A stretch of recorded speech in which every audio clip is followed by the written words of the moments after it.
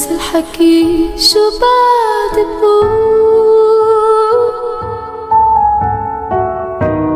خلص البكي والقلب مجروح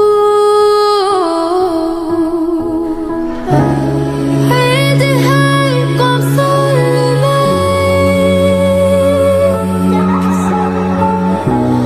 ابعت سلام غسل زيتون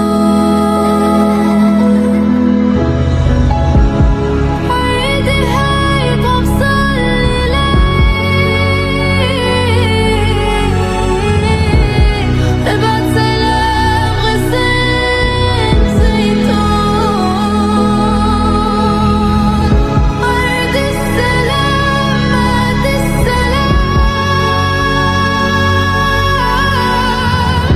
وكون غافي عالطفل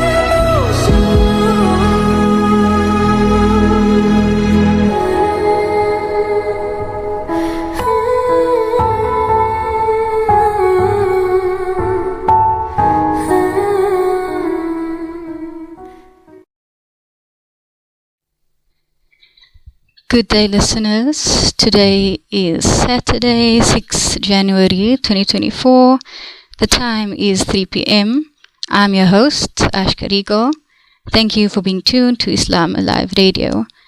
Remember, you may check us on Facebook, TikTok, Instagram, and YouTube, where you can like, share, and subscribe. For any queries, you can email us, islamaliveradio@gmail.com, or you can send us a WhatsApp on 081 217 6012. That's 081 217 6012. As I stated before, my name is Ashkarigo. This is my first time on air as a host, so I'm excited and a bit nervous, so please bear with me.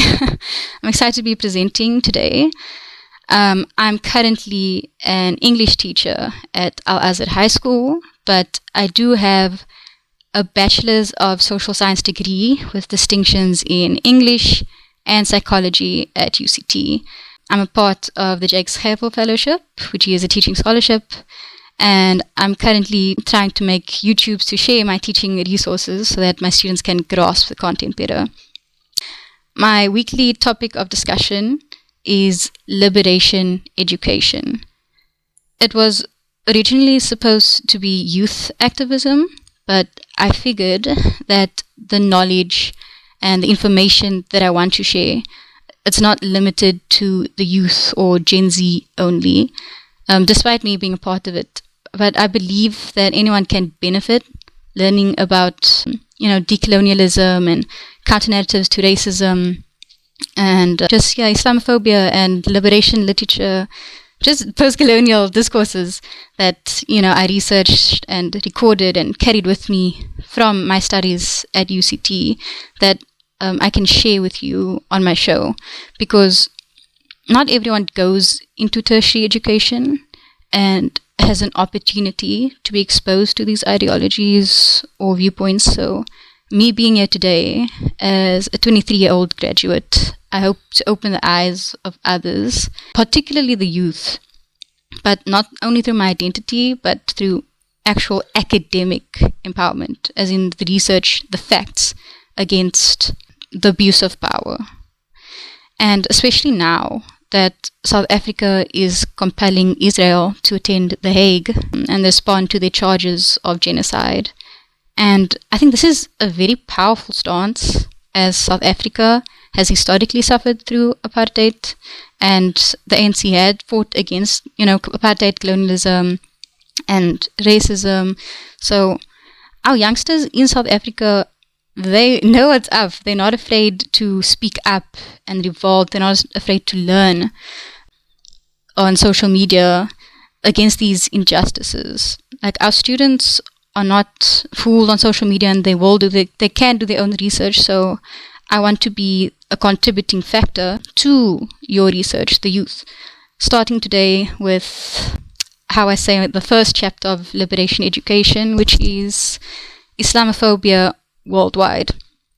Because this is an Islamic radio show, and because I'm a Muslim woman, I'd like to start from the grassroots of a topic that I believe we have been silenced on for too long.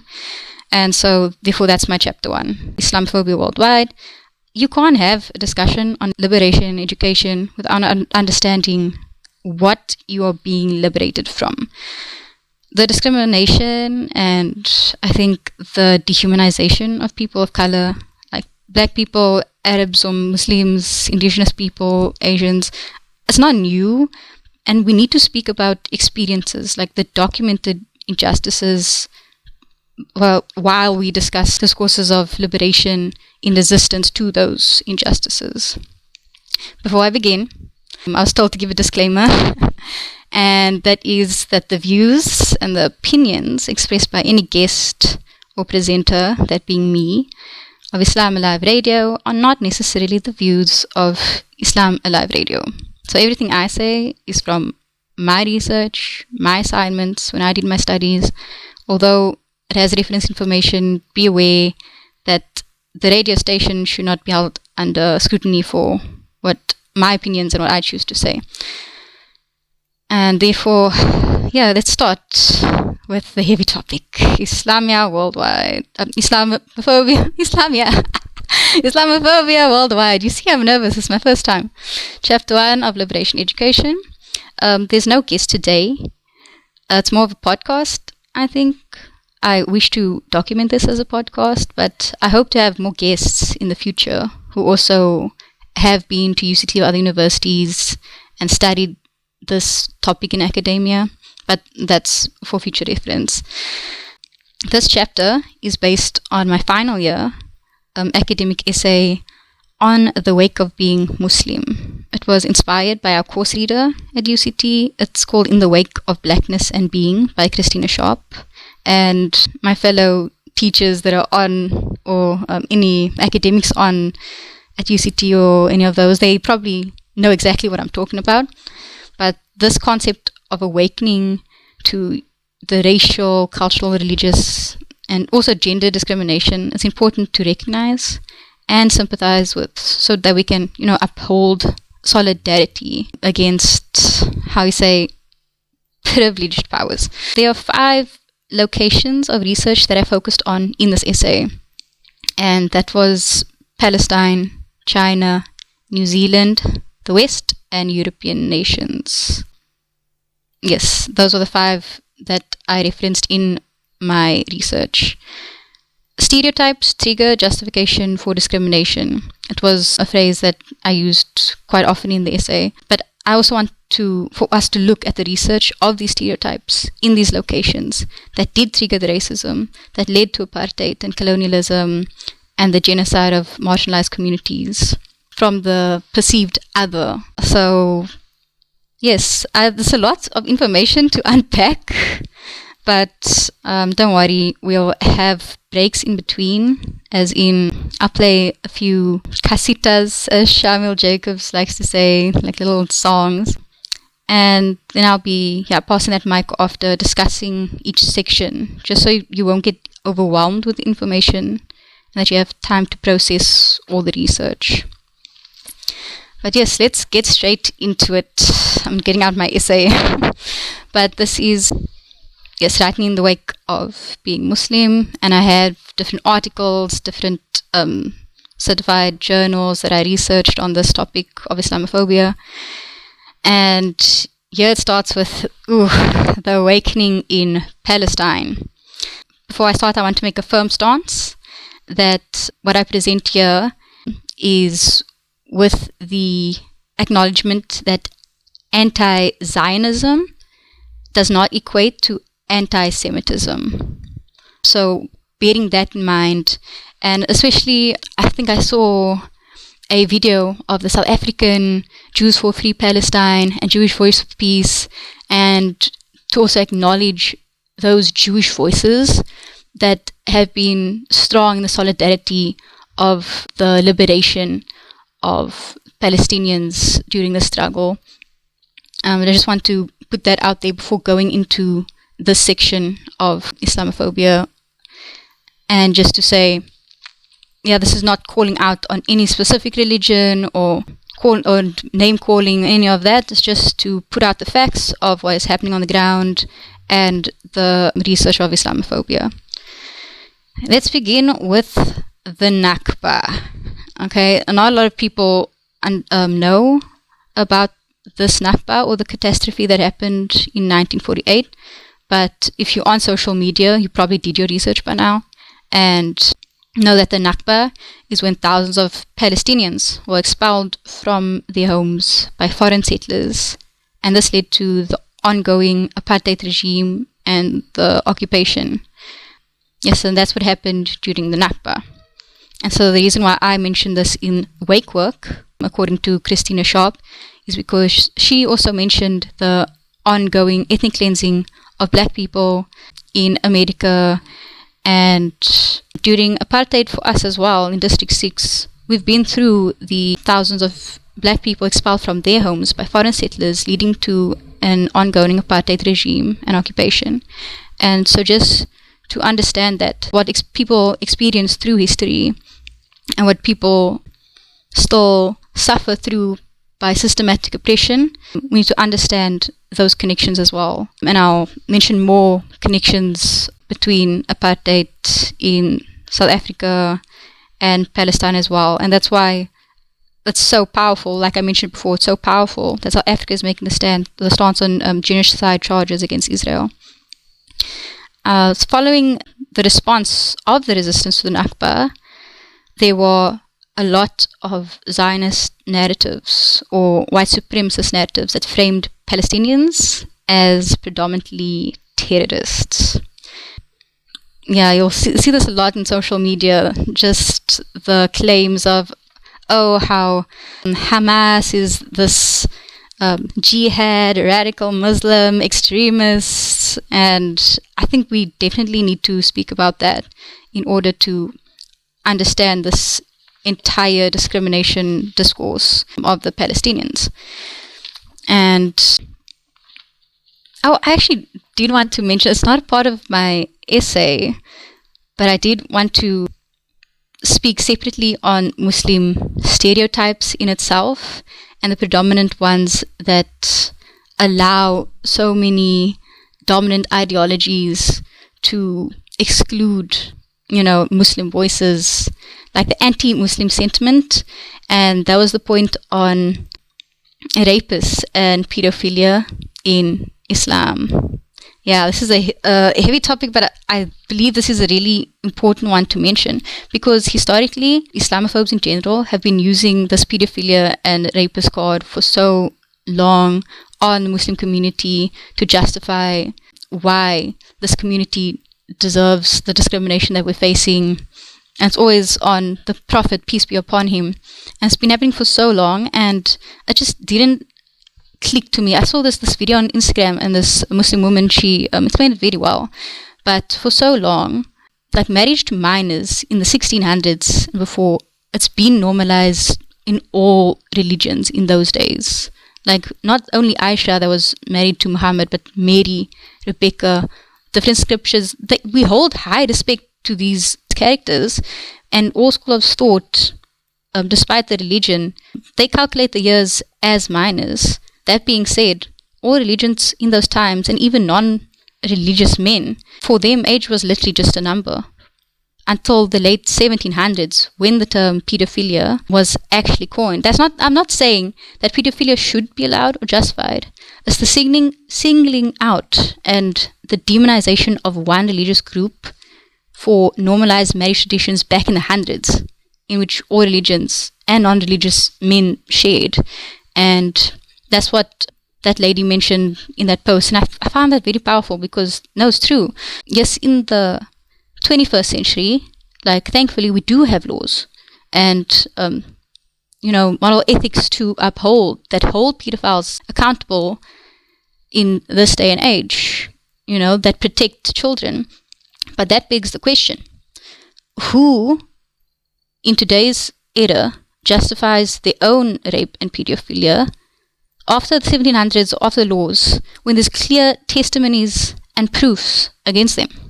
Surely we should be holding these people accountable. However, recently when the Epstein's client list came out, we don't exactly see that.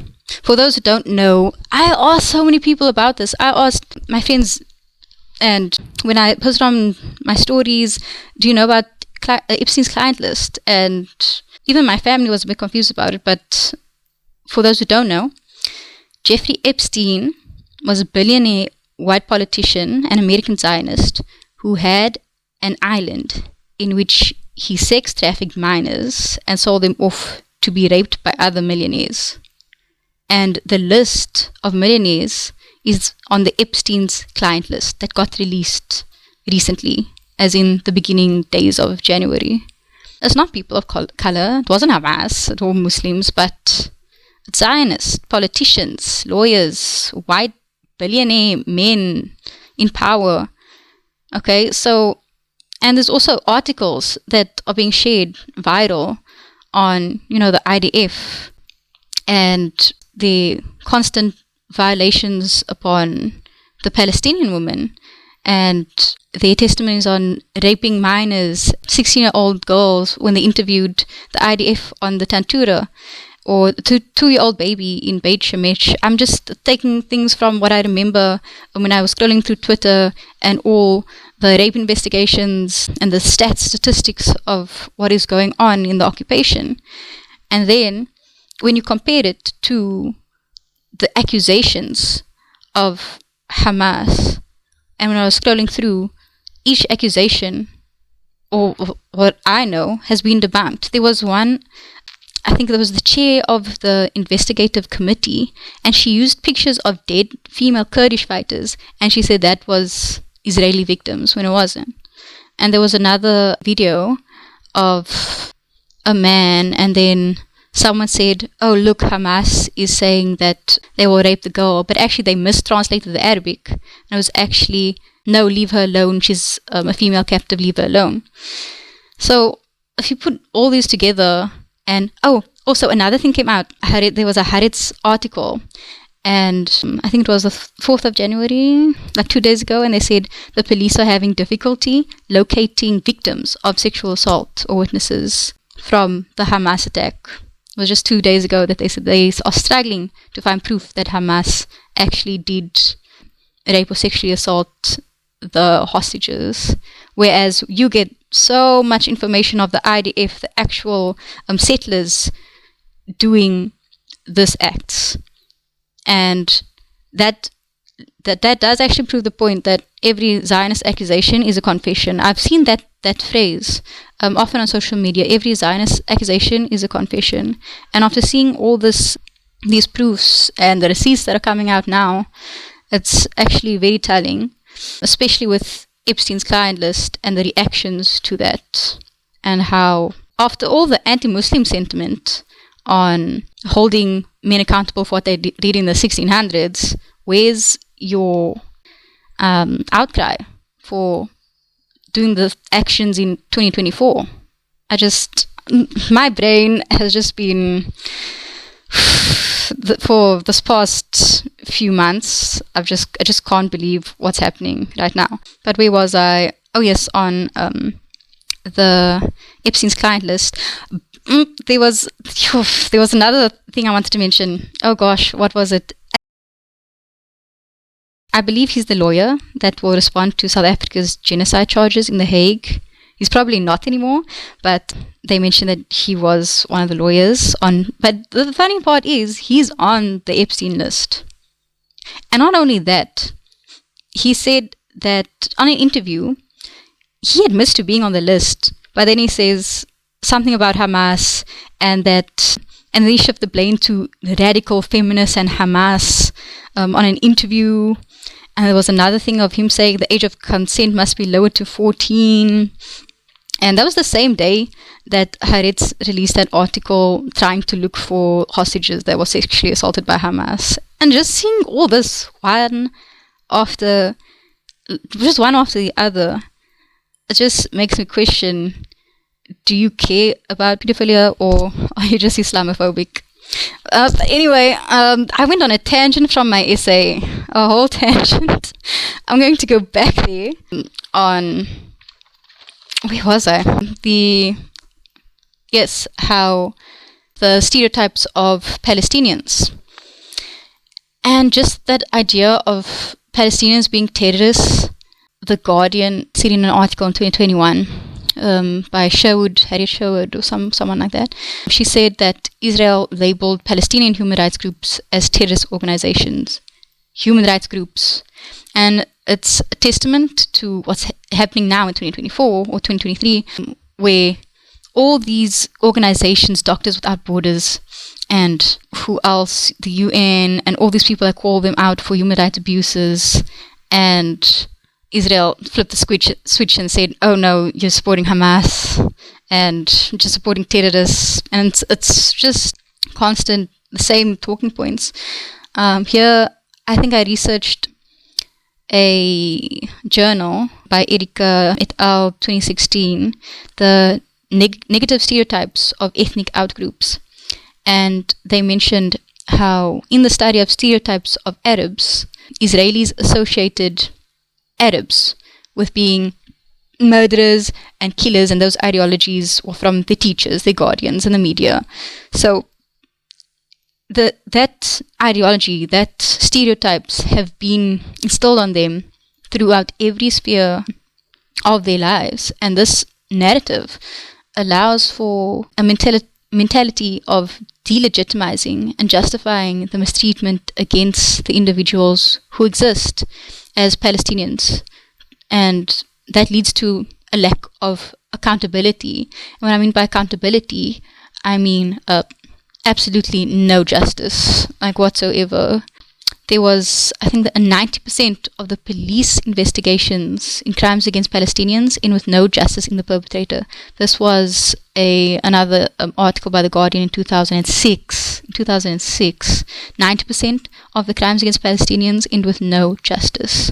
And this brings me also back to my essay on the wake of on blackness and being. And Christina Schopp also mentioned how the crimes against black people, they were excused with no repercussions. You know, there was no seeking justice. In South Africa, I remember the story about a South African youth who got pushed off the floor, and we would not have known about it if it wasn't for the Truth and Reconciliation committee, that whole Truth and Reconciliation. Like, if they had not confessed on that, then we would not have known that they pushed him off the floor, and it wasn't the excuse of, oh, he slipped and then he died just like that. It wasn't our fault. It wasn't the police's fault.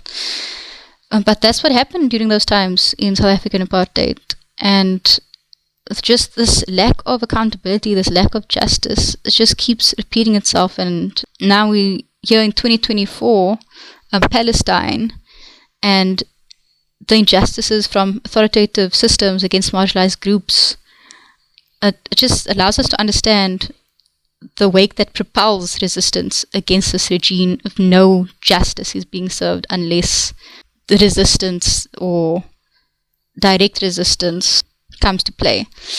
And another part I mentioned in my essay was the work of comparison. Oh, I absolutely loved this article when I read it, but it was by Julie Petty in 2016. And what she did is she made a work of comparison, Israel and Palestine apartheid. What she did, she compared Palestine to South Africa. And we need to understand this because this is why South Africa has such a tie with Palestine, and why Nelson Mandela fought for the Palestinian rights, and why Palestine fought for South Africa against that rule.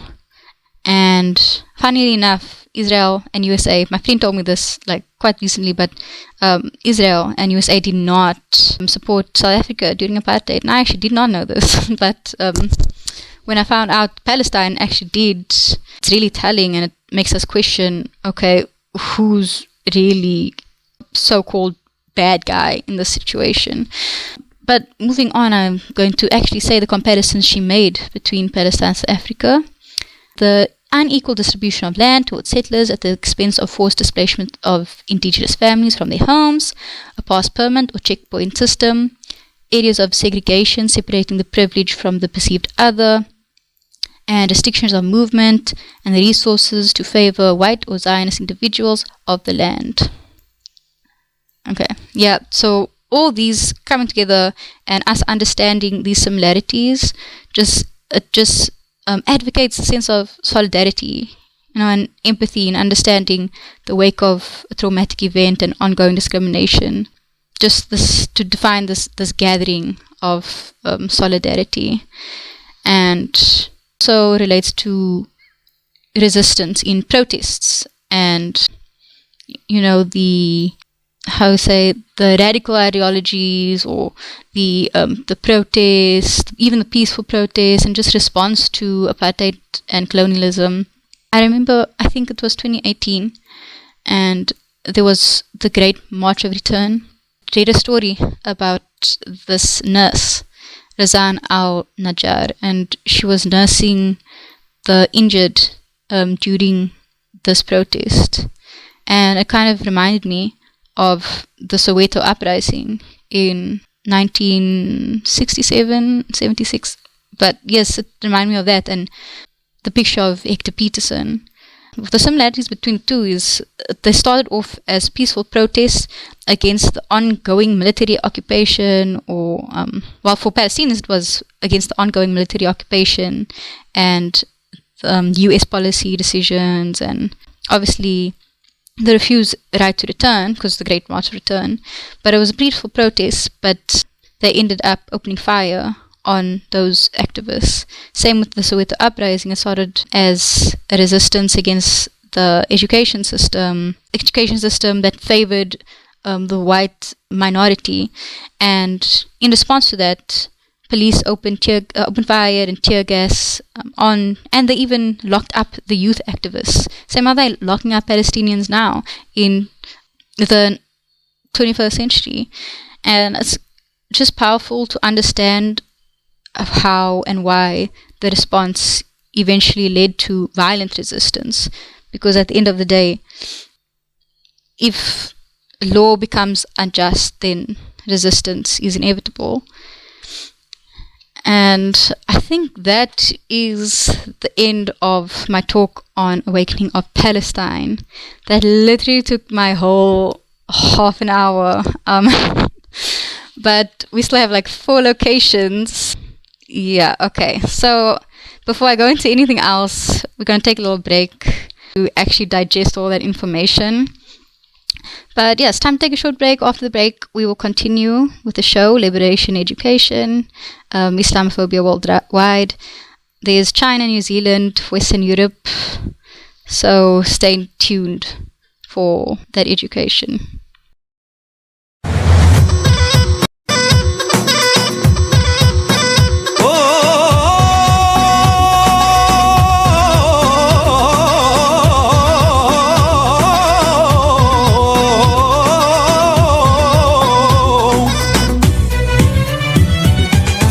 على عهدي على ديني على أرض تلاقيني أنا لأهلي أنا فديهم أنا دمي فلسطيني فلسطيني فلسطيني أنا دمي فلسطيني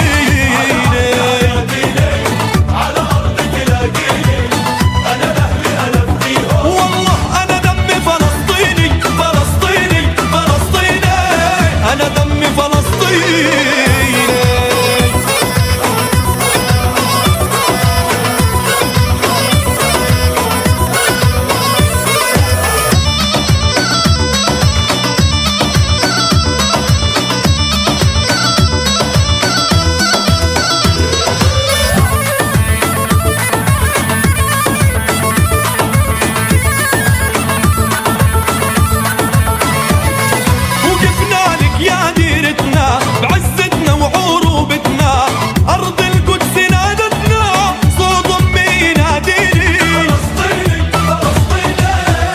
دمي فلسطيني على أرض تلاقيني أنا لأهلي أنا فديهم أنا دمي فلسطيني فلسطيني فلسطيني أنا دمي فلسطيني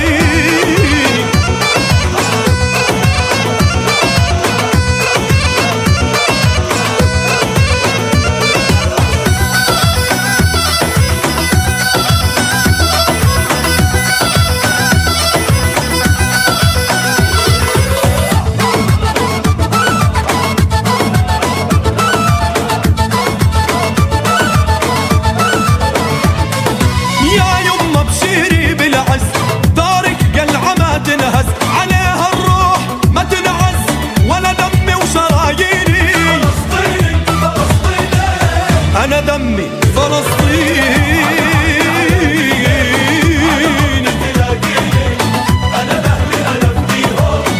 أنا دمي فلسطيني فلسطيني فلسطيني أنا دمي فلسطيني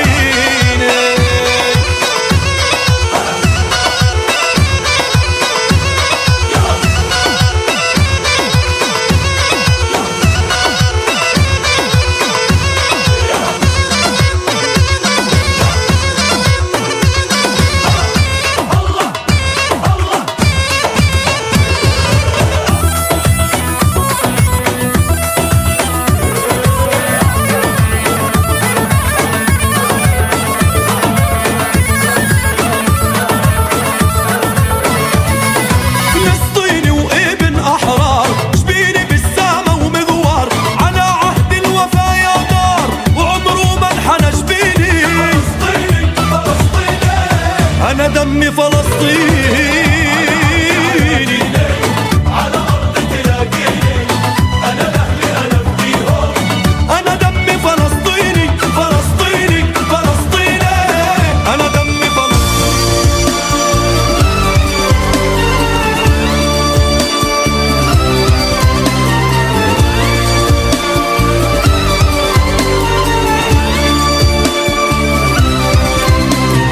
Omzumda işlemediğim günahlar, sözlerimde rüyalar, kederimde bir yaş. Görüyorum belki de yanlıştı doğru, aşkını sevgini sormadım, yollarım kapalıydı zorlamadım, öldüm hiçbirini yaşatamadım.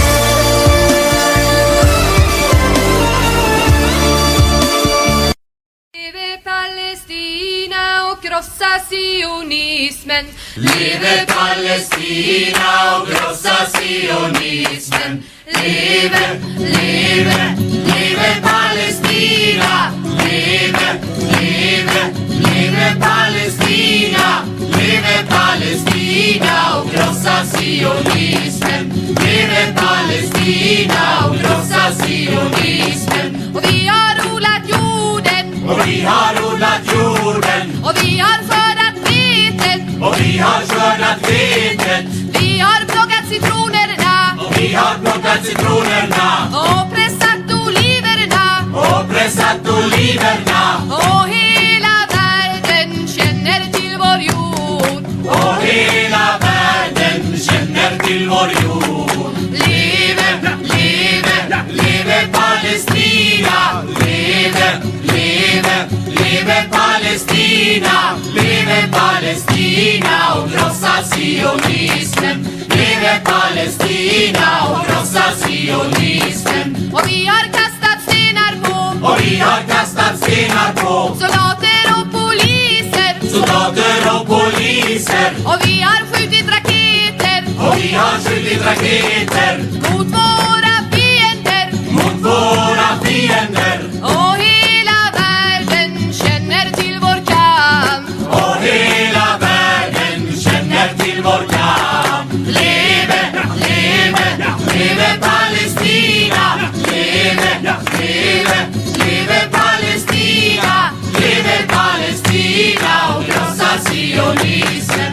Leve Palestina och krossa sionismen. Och vi ska befria vårt land Och vi ska befria vårt land från imperialismen. från imperialismen. Och vi ska bygga upp vårt land Och vi ska bygga upp vårt land till socialismen. till socialismen. Och hela världen kommer att bevittna. Och hela världen kommer att bevittna. Leve, leve, leve Palestina. Leve, leve, leve Palestina.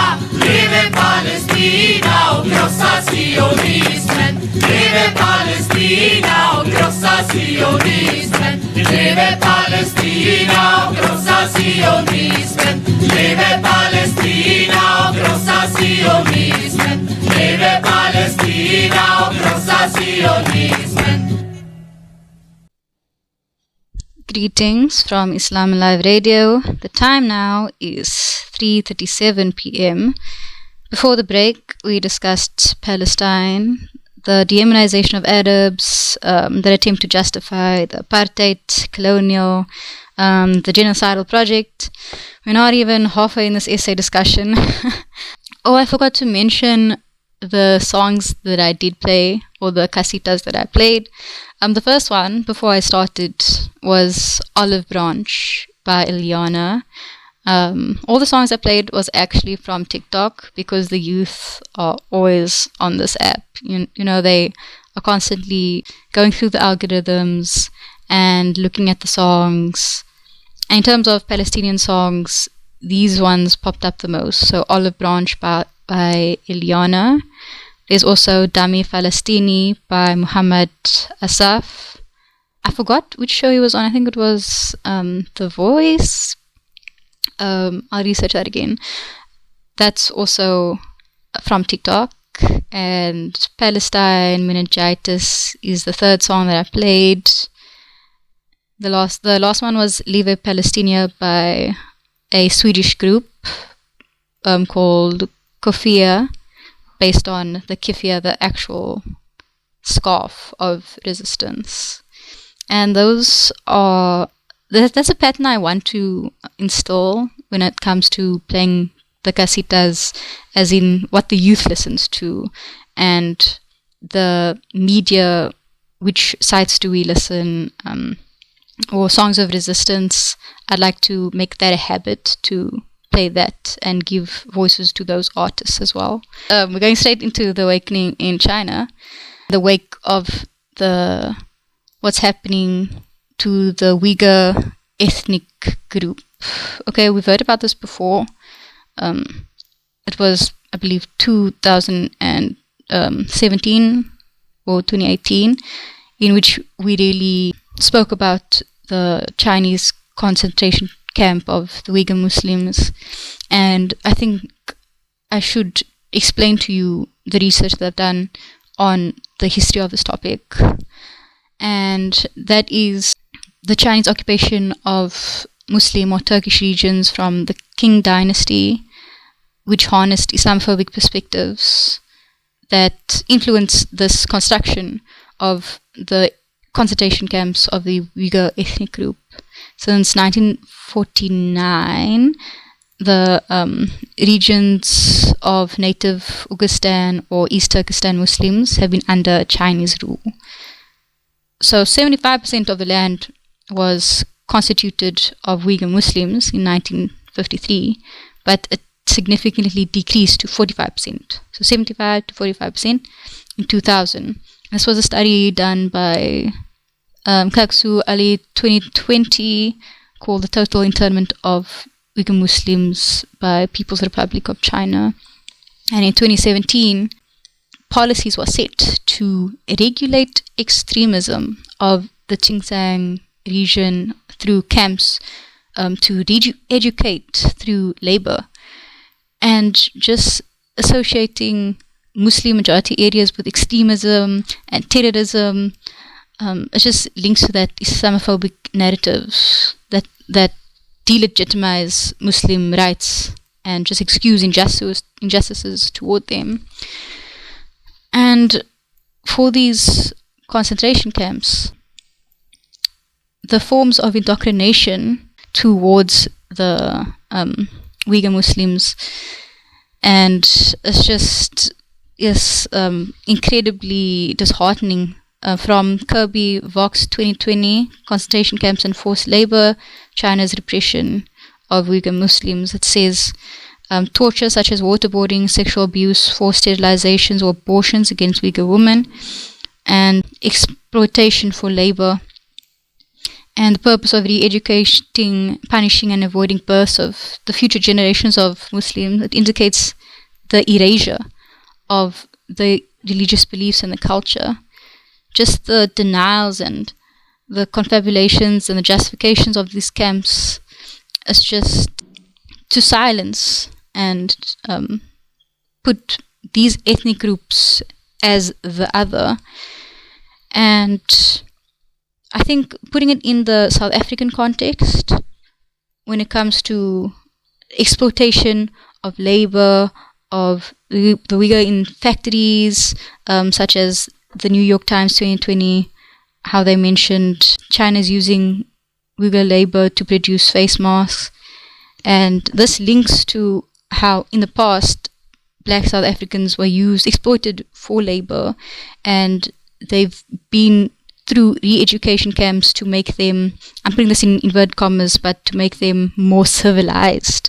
This has happened before. This forced movements, this regulations, this colonial reappearances of the school, the prison, the forced labor. It's just repeating itself, the dehumanization and condemnation of the containment of black people and the Uyghur Muslims, and even the Jewish people during the Nazi Germany and what happened to them, how their experiences have been silenced and erased.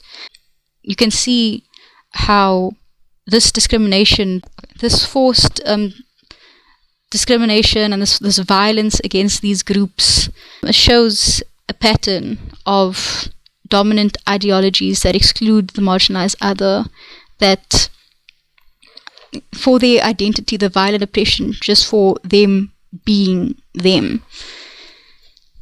And that's something I really wanted to point out in terms of Islamophobia worldwide. It's not as long as I did do with Palestine, because I went on tangents as of what's happening right now in 2024 in Palestine. But another point I want to make about this awakening in China is I recently read a story when I was researching youth activists worldwide for a book I wish to write.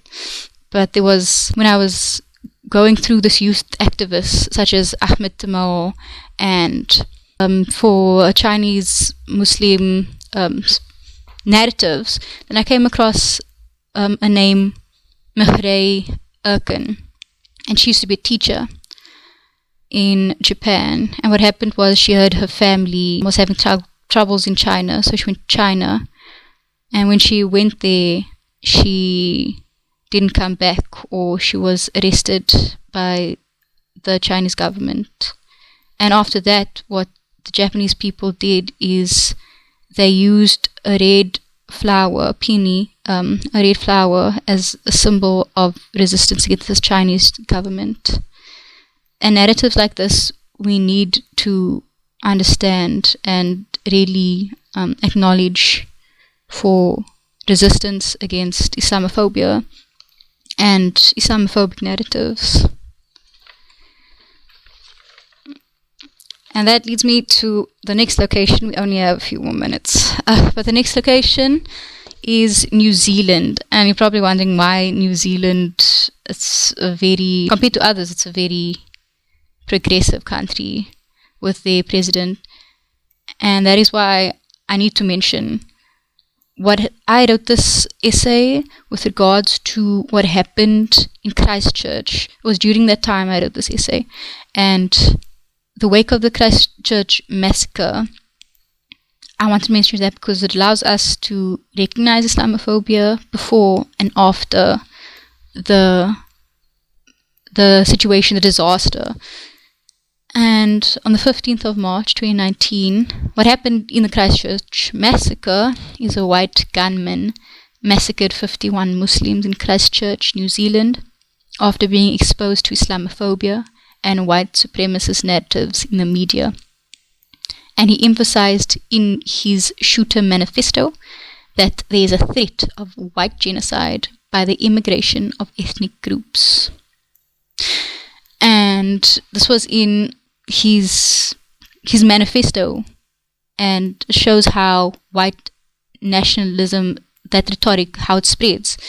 This xenophobic mentality towards groups that do not conform to the norms of white citizens, it leads to the justification of discrimination against marginalized communities, including black people, Muslims, indigenous groups. In terms of non-white identity, Wakwa addresses that point, that you can be killed for simply being you. As Christina Sharp says, black people in the past were killed simply for being black. In the same way, these Muslims in New Zealand, in the Christchurch massacre, they were killed simply for being Muslim. And this massacre is not the only instance of Islamophobia that New Zealand Muslims were subjected to.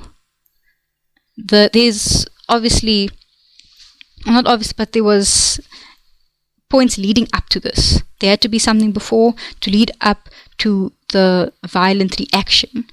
And there was a report of right-wing ideologies in the Royal Commission of Inquiry into terrorist attack on Christchurch mosques. And it was a 2019 or 2020 paper. And it reported anti-Muslim behaviors by victims of Islamophobia in their everyday lives. Hijabi women admitted harassment for wearing their faith, and some wore a hoodie to hide the scarf in public. Children get bullied with racist or discriminatory comments by people driving by in school or their neighborhoods. Adults face discrimination in the workplace, having their names changed to typically English names. Police do not put effort in attending white supremacist threats against Muslims, and there's no regulation of anti-Muslim rhetoric or bigotry in the media.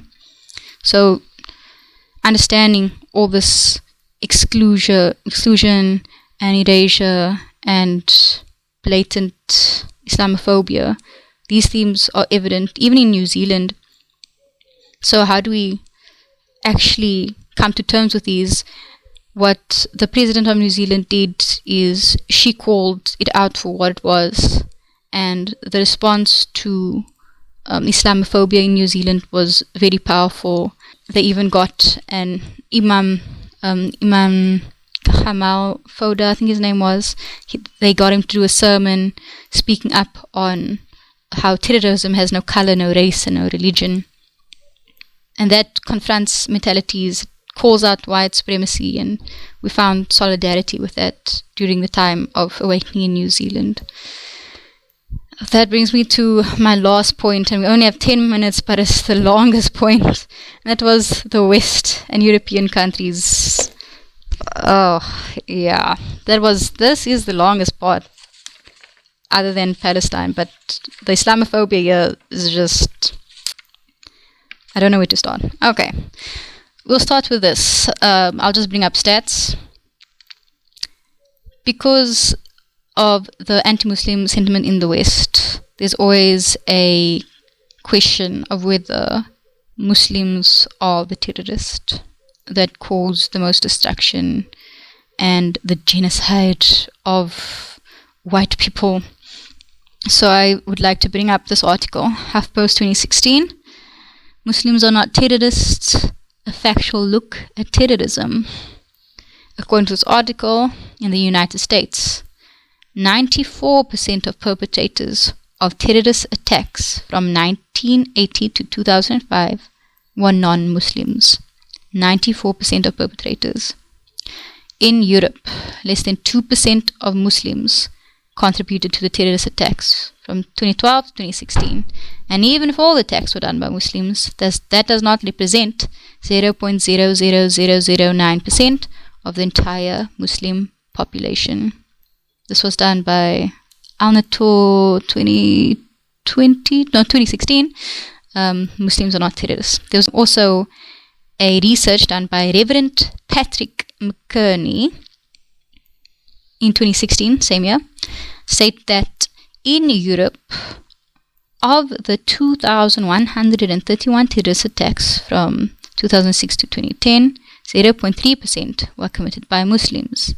In the US, only 2.5% of attacks had been carried out by Muslim perpetrators.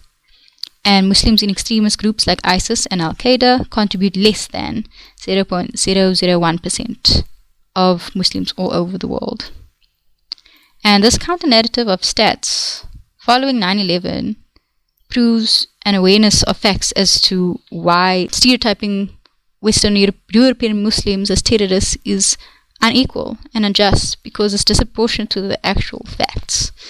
For those of you who do not know 9/11, it's when a group of Muslim extremists, they flew into the Twin Towers in America, and ever since then the US has used that as an excuse to invade Afghanistan, Iraq, and many of the Muslim majority countries.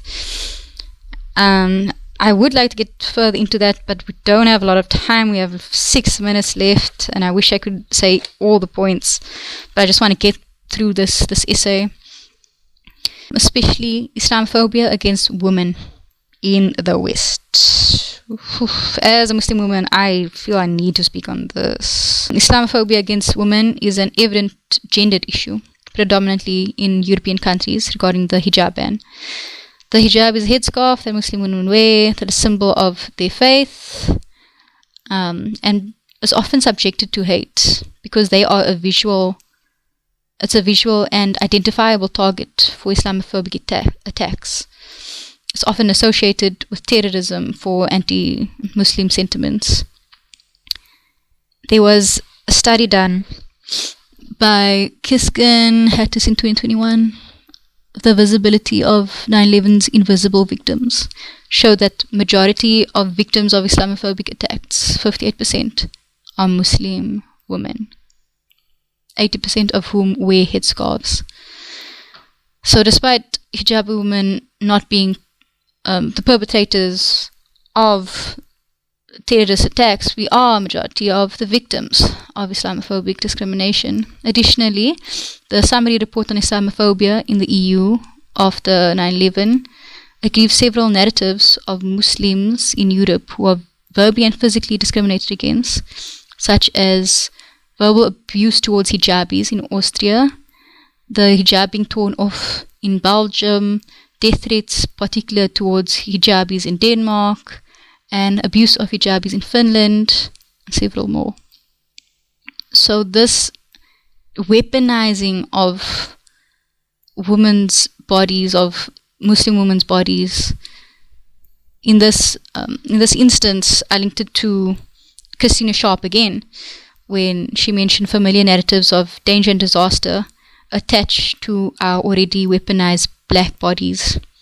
And in terms of this, just the weaponizing of the women's bodies because of this othering narrative, it links heavily to hijabis and what's happening in the West. Lastly, the everyday lives of Muslims and the struggles against Islamophobia are disrupted in developed countries.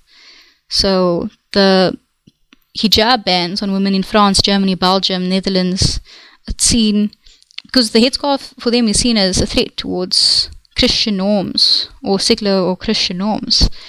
And for some French right-wing ideals, in an article by Katie Lang, 2021, it mentions how the everyday lives of a hijabi, they're told you should not be allowed to run for candidate, or the hijab should be banned in public at the age of 18, school trips, and the burkini also banned. Just the restrictions on how a woman should dress should not be allowed in any instance, and it should also be included for a Muslim woman on how a woman should dress in every country.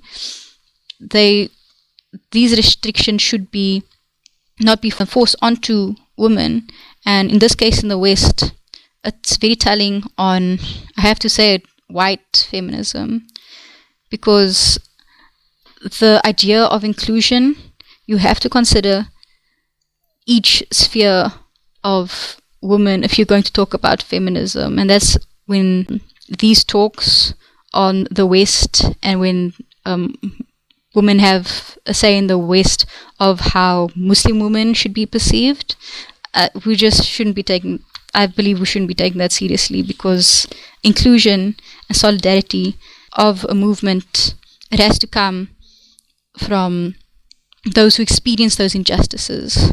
So from Muslim feminists or black feminists or any of those spheres, instead of this idea of white feminism. And this leads me to US racism cut through my family's ambitions and desires. That was mentioned by Christina Sharp, and that also relates to what is happening now. Muslim women, or just Muslims in general in the Eastern countries, and how our ambitions and desires in the West are parallel to the black exclusion from social, political, and cultural belonging of black people in those times as well, and today as well.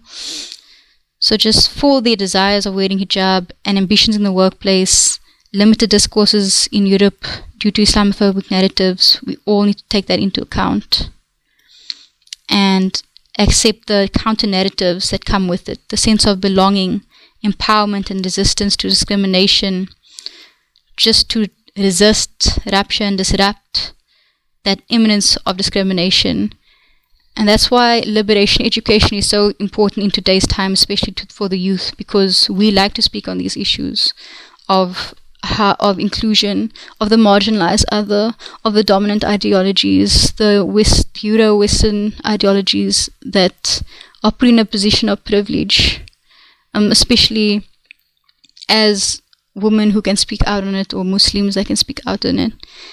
And that's why I want more people to be in this talk, so they can also maybe challenge me on this. I'd like for others to discuss with me about dispositions, to question these systems, to have authentic conversations about this, on the disposition, the dehumanization, the erasure, the silencing. We shouldn't be silenced anymore. And that is it for liberation education. I ended on the dot. But thank you so much, everyone, for tuning in and listening. I hope you have a lovely day further. I'd like to end this session with one more kasita by a Palestinian artist named Nemesis. And it's a song she sang on TikTok. And I'd like you to listen before I go. Thank you so much. We live in cities you'll never see on screen. Not very pretty, but we sure know how to run things. Living in ruins of the palace within our dreams. And you know, we're on each other's teams. I'm kinda over getting told to throw my hands up in the air. So there.